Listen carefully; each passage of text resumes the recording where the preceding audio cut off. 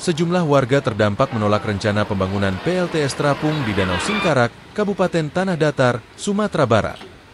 Penolakan disampaikan warga dalam sosialisasi rencana pembangunan PLTS terapung Singkarak di Danau Singkarak di Nagari Padang Laweh Malalo, Kecamatan Batipu Selatan, Rabu 15 Januari.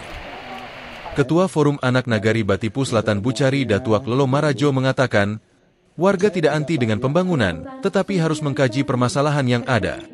Proyek pembangkit listrik tenaga surya berkapasitas 50 MW AC itu dikhawatirkan akan merusak lingkungan dan mengganggu habitat ikan bilih yang merupakan sumber pendapatan utama masyarakat. Terlebih masalah saat ini, lanjut Bucari Datuak Lelo Marajo, Danau Singkarak berada di ambang kehancuran dengan sedimentasi parah dan sampah. Masyarakat khawatir kehadiran PLTS terapung membuat kondisi danau semakin kritis dan mengganggu habitat ikan. Danau ini merupakan sumber mata pencarian warga, terutama ikan bilih, ikan endemik Singkarak yang bernilai ekonomi tinggi. Banyaknya permasalahan di Danau Singkarak, yang semestinya itu yang harus kita kejar dulu, sesuai dengan Perpres nomor 60 tahun 2021. Ada perbaikan Danau Singkarak ini. Sekarang pencemaran bukan main di Danau Singkarak. Salah satu penyebab dari pencemaran itu adalah dari PLTA, Pak.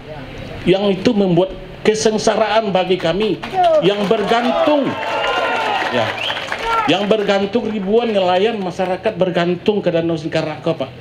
Sekali lagi kita tidak anti pembangunan, tapi masih ada alternatif lain yang kita bisa pergunakan, seperti di Koto Panjang antara Sumatera Barat dan Pekanbaru. Itu tidak mengandung resiko sama sekali. Ya, tidak ada ikan endemik yang perlu dipertahankan di situ.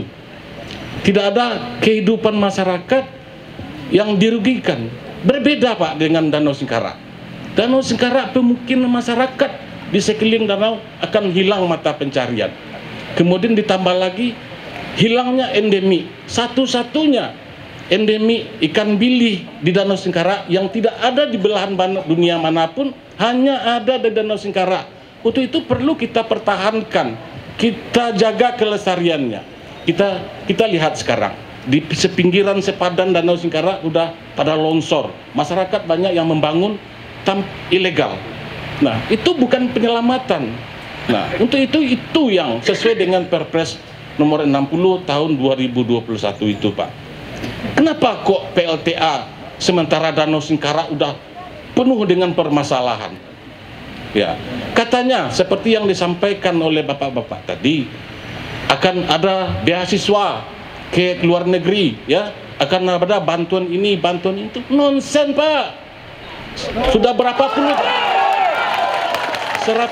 berapa puluh tahun PLTA berdiri di sini, Pak. Nonsen, tidak ada sama sekali itu, Pak. Lampu bayar.